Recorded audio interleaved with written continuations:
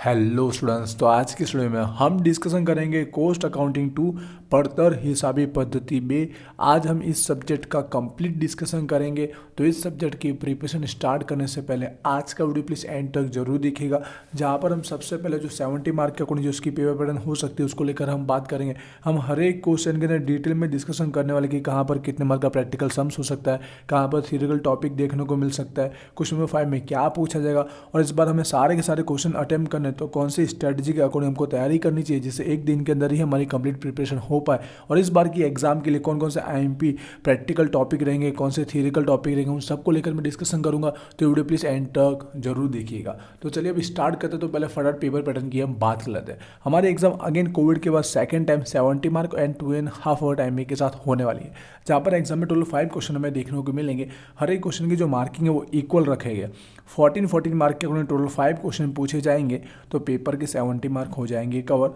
ऊपर के जो 4 क्वेश्चन रहेंगे वो एक एक यूनिट में से आने वाला है, और क्वेश्चन 5 जो रहेगा 1 से लेकर 4 का मिक्सअप रहने वाला है। अभी जो 14 मार्क है वो कवर एक यूनिट में से कैसे करेगा, तो उसके लिए भी इंस्टीट्यूट ने 3 ऑप्शन बताए, जो आप सब भी अब जानते होंगे कि 14 के ऑप्शन में 14 करके पूछे, या तो फिर 14 के ऑप्शन में 2 7 7 करके पूछे, या तो भी ऊपर भी 2 7 पूछ ले और नीचे भी 2 7 पूछ ले। अब हमारी इस कोस्ट अकाउंट में क्या प्रॉबिलिटी हो सकती है, तो देखिए हर एक यूनिट में अलग अलग भी हो सकता है, क्योंकि हर एक यूनिट के अंदर हमारे अलग अलग टाइप के चैप्टर है, कहीं पर थ्योरेटिकल है, कहीं पर प्रैक्टिकल है, कहीं पर लॉन्ग सम्स है। तो मैं एक एक यूनिट का जब डिस्कशन करूंगा तब आपको मार्किंग समझाते हुए जाऊंगा, ठीक है। तो ऊपर से 4 से पहले हम क्वेश्चन 5 को पहले समझ लेते हैं कि क्वेश्चन 5 में क्या पूछा जाएगा और इसकी तैयारी कैसे करनी। देखिए वैसे तो क्वेश्चन अकाउंटिंग 2 में 1-2 बार क्वेश्चन नंबर 5 में थियरिकल शॉर्ट क्वेश्चन भी पूछेगा, बट मुझे जो लगता है मोस्ट ऑफ जो होने के चांसेस है 99% वो हमारे इस बार भी एमसीक्यू हो सकते हैं, ठीक है। क्वेश्चन 5 में हमको एमसीक्यू देखने को मिल सकते हैं। एमसीक्यू पहले मार्किंग समझते फिर तैयारी की बात करेंगे। एक एमसीक्यू रहेगा 2 मार्क का, एक बार हेडिंग जरूर रीड कीजिएगा। 1 मार्क का हो तो 14 अटैम्प्ट करना है, 2 मार्क का हो तो आप समझ गए होंगे हमको 7 जितने अटैम्प्ट करने रहेंगे। आपको दिए गए होंगे एक्स्ट्रा कम से कम 10 तो होते लेकिन 12 तक दिए गए होंगे, क्योंकि हर एक यूनिट में से 3-3 एमसीक्यू निकलते हैं। अब 12 में से जैसे आपको 7 लिखने हैं, जैसे मैं हर एक यूनिट में आपको बोल रहा हूँ नंबर आगे पीछे चलेगा, लेकिन आप स्टार्टिंग के 7 वो लिखें जो आपको आते हैं, जिससे आपके पूरे के पूरे 14 मार्क वहाँ पर कवर हो जाए। ये 14 इंपॉर्टेंट हमेशा रहेंगे, क्योंकि ये 14 ईजिली आप कवर कर सकते हो कम से कम टाइम में तैयारी के साथ, ठीक है। 14 से हेल्प क्या होती है कि आपके पासिंग जो 25 है तो बहुत करीब आप आ जाते हो लास्ट वालों के लिए खास, और अच्छे मार्क भी यहाँ से आपको मिल जाते हैं, ठीक है। तो इसकी तैयारी आपको अच्छे से करनी है। अब इसकी तैयारी कैसे करनी, तो सबसे पहला और बेस्ट ऑप्शन, क्योंकि हमारे बुक के ना एमसीक्यू दिए गए नहीं है किसी भी यूनिट के, तो आपको एप्लीकेशन डाउनलोड कर लेनी है, ठीक है। एप्लीकेशन वीजी स्टूडेंट डाउनलोड कर लेनी, क्योंकि वहाँ में आपको फ्री के अंदर लेटेस्ट जो पेपर हुए, जैसे कि 2019, फिर कोविड के अंदर 2 बार एग्जाम नहीं हुए, फिर 22 और अभी लेटेस्ट 2023, इसके आपको एमसीक्यू की टेस्ट देने को मिलेगी फ्री में, और साथ में आपको पीडीएफ भी एग्जाम तक अवेलेबल करा दी जाएगी, जिससे क्या रहेगा 98% है कि इसमें रिपीट होती है। 6, 7, 8 रिपीट आपको देखने को मिलेंगे, जिससे कम से कम टाइम में आपका कंप्लीट ये प्रिपरेशन हो जाएगा। और वहाँ तो आपका कोर्स भी अवेलेबल है। मैं बोलना चाहूँगा कोर्स में भी जरूर ज्वाइन होगा, जिससे आपकी सभी सब्जेक्ट की मैक्सिमम तैयारी हो पाएगी। अगर एक सब्जेक्ट में आपके 10 मार्क भी अगर बढ़ते हैं ना, तो भी कोर्स में ज्वाइन होना बेनिफिट है, आपका एक तरह का इन्वेस्टमेंट है, खर्चा वसूल हो जाएगा, ठीक है। इसलिए ज्वाइन जरूर होइएगा। आई होप इसकी तैयारी आपको समझ में आ चुकी होगी। अब बुक में कुछ कहीं पर कुछ दिया है और ऊपर आप तैयारी करोगे तो ऑटोमेटिक वहाँ से भी आपको हेल्प हो जाएगी। अब स्टार्ट करते हैं ऊपर के 4 यूनिट, ठीक है। स्ट्रेटजी आईएमपी में साथ में समझाऊंगा, तो ध्यान से सुनिएगा। मार्किंग देखिए कैसे कवर कर सकते हैं। तो फर्स्ट यूनिट जो है हमारे पास 2 चैप्टर, ठीक है, नाम लिखे हुए समझ रहे होंगे। तो मोस्ट ऑफ जो मुझे लगता है होने के चांसेस ज़्यादा प्रॉबिलिटी है वो 14 के ऑप्शन में 14 हो सकता है, क्योंकि पहले का भी प्रैक्टिकल लॉन्ग सम्स निकलता है और दूसरे का भी प्रैक्टिकल लॉन्ग सम्स निकलता है, ठीक है। ये ज़्यादातर चांसेस है कि दोनों के एक सम्स देखने को मिले। दूसरा ऑप्शन भी है, दूसरा ऑप्शन है 14 का ऑप्शन में 7 भी हो सकता है कि फर्स्ट चैप्टर का 14 मार्क का सम्स देखने को मिले और सेकंड चैप्टर का 7 मार्क का सम्स और उसी चैप्टर की थियरी, मतलब दोनों एक दूसरे को ऑप्शन में रह सकते हैं, ऐसा हम कह सकते हैं, ठीक है। क्योंकि सम्स मुझे लगता है पहले में से आएगा, गारंटी है। 14 मार्क का एक सम्स इसमें से निकलेगा, दूसरे में 14 कर दिया तो सम्स हो जाएगा, 7 किया तो साथ में उसी की थियरी हो सकती है। तो इसको कवर करना है तो स्ट्रेटजी अगर मैं बताऊं, थियरी में आईएमपी लास्ट में बताऊंगा, तो आपको पहला चैप्टर मुझे लगता है इसके तुलना में ईजी, क्योंकि सेकंड चैप्टर में बहुत अलग अलग टाइप के बहुत सारे सम्स है।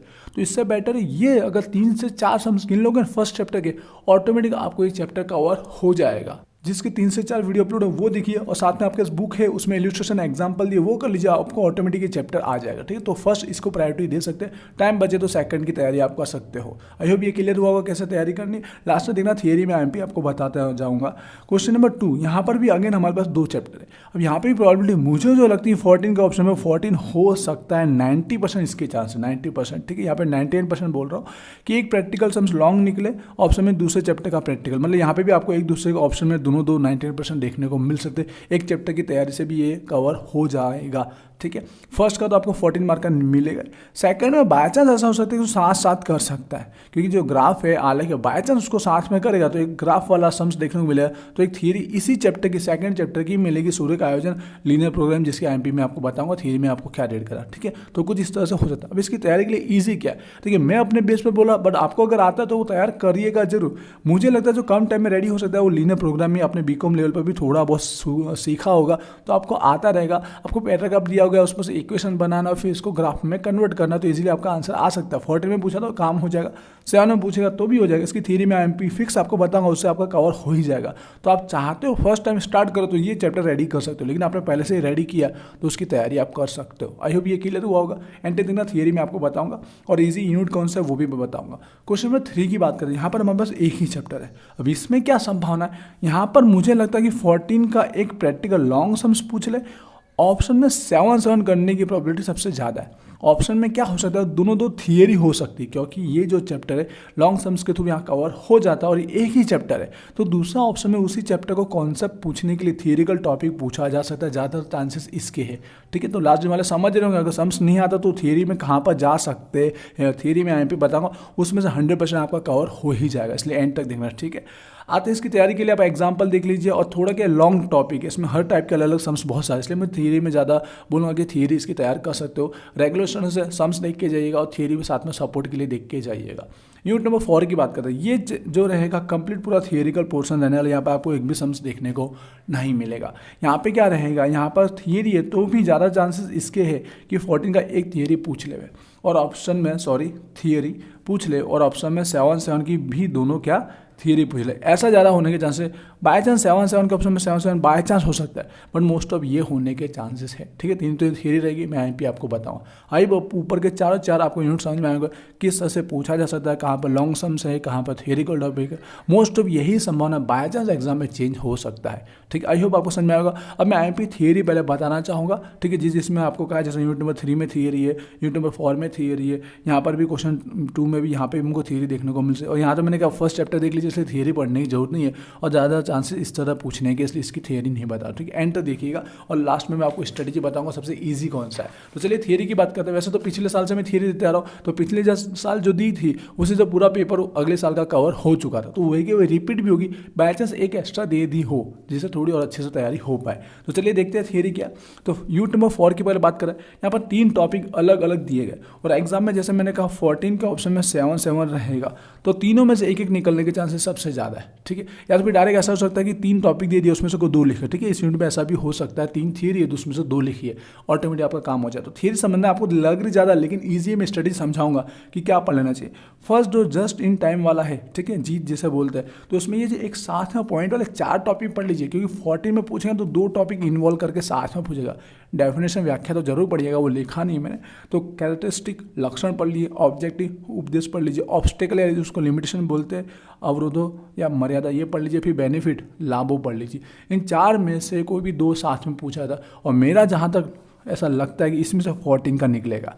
ठीक है, जो लास्ट में वाला लगता है कि भाई हम पढ़े क्या इतना सारा, तो पहले ये वाला टॉपिक कॉल के इसमें से एक आपको 14 का निकलने के चांसेस सबसे ज़्यादा है, तो ऑटोमेटिक ये आपका यूनिट कवर हो जाएगा। रेगुलर वाले ध्यान दे रहे होंगे मैंने कहाँ पे बोला आपको, और साथ साथ में ये भी एक्स्ट्रा पढ़िएगा, ऐसा नहीं कि नहीं आएगा, आएगा। ठीक है, अब ये जो डिफरेंस है ना ये पढ़ लीजिएगा। और डिफरेंस में अगर मैं बोलना चाहूँगा, इसमें दोनों का अप्रोच वाला जो डिफरेंस दिया गया अभिगम वो, और दोनों की खरीदी परचेस वाला वो भी पढ़ लीजिए, क्योंकि 7 में इसका भी वापस देखने को मिल सकता है, ऐसा होता है। ठीक है, तो फर्स्ट टॉपिक ज़्यादा अच्छे से तैयार कर लीजिए, इससे आपका एक ना एक तो मिलेगा गारंटी। तो फर्स्ट में प्रायोरिटी ज़्यादा दीजिएगा और सेकंड थर्ड की ओर देखिएगा।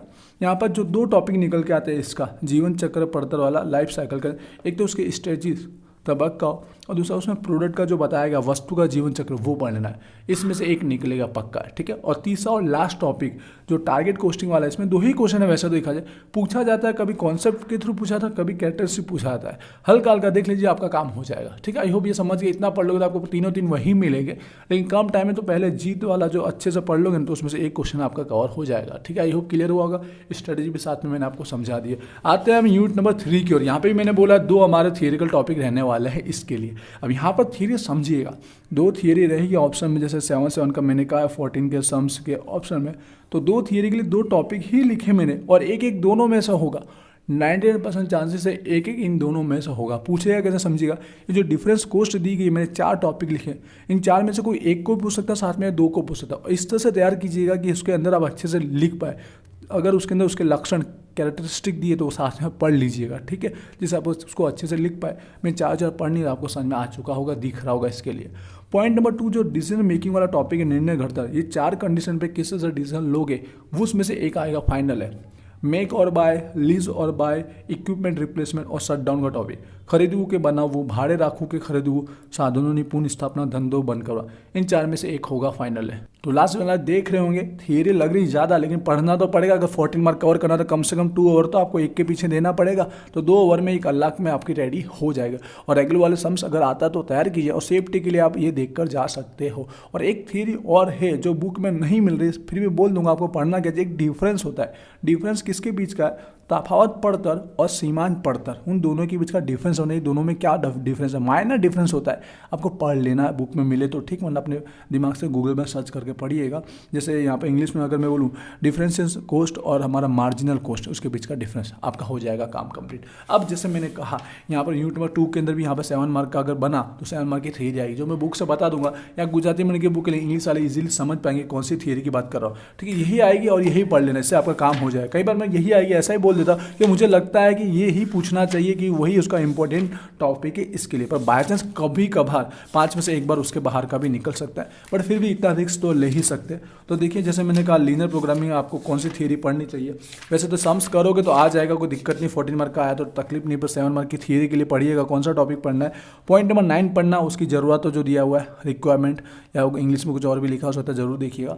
पॉइंट नंबर 10 पढ़ना उपयोग, जिसका यूटिलिटी बोल सकते हैं, इंपॉर्टेंस बोल सकते हैं, यूजेस बोल सकते हैं। पॉइंट नंबर 11 मर्यादा, लिमिटेशन, ये 3 पढ़ लिया, 9, 10, 11, और एक साथ में आप पॉइंट नंबर 5 पढ़ लीजिएगा, जो हेतुलक्षी विधेय दिया गया, ऑब्जेक्टिव जो फंक्शन होता है वो। बस आपका थियरी में यहाँ पे भी 7 मार्क का काम हो जाए, तो इस तरह से यूनिट नंबर 2 भी हमारा हो जाएगा कवर, ठीक है। आई होप मैंने सबका कंप्लीट डिस्कशन कर दिया। तैयारी आपको कहाँ से करनी है, तो शॉर्टकट मैंने जैसे कहा, सबसे पहले एमसीक्यू के लिए तैयार कीजिए, एप्लीकेशन डाउनलोड कीजिए, फ्री में एमसीक्यू तैयार वहाँ पर कर लीजिए, 14 में से 14 कवर। अब थियरी में और प्रैक्टिकल में ईजी क्या है, प्रैक्टिकल में ये फर्स्ट चैप्टर ईजी है, करोगे तो मार्क तो मिलेगा, गारंटी है, नॉर्मली आपको आ ही जाएगा। वहीं पर ये सम्स भी ईजी है ग्राफ का। फिर बात करूँ तो यहाँ पर दोनों 2 थियरी पढ़ने का ही काम है, तो ऑटोमेटिक इस तरह से आप कवर कर सकते हो। आई होप मैंने क्या कहा आपको समझ में आएगा, बाकी आप अपने अकॉर्डिंग तैयारी भी कर सकते हो। इंस्टाग्राम पे जरूर फॉलो कीजिएगा, सारी लेटेस्ट इन्फॉर्मेशन सबसे पहले वहाँ दी जाती है, और एप्लीकेशन में कोर्स है उसमें ज्वाइन होगा। अभी कम से कम भी अगर हेल्प होती है हर एक सब्जेक्ट में, तो भी आपके लिए यूजफुल है ज्वाइन होना, कम से कम प्राइस रखी गई, इसलिए ज्वाइन जरूर होइएगा। मिलते हैं नेक्स्ट वीडियो में, wish you all the best, thank you.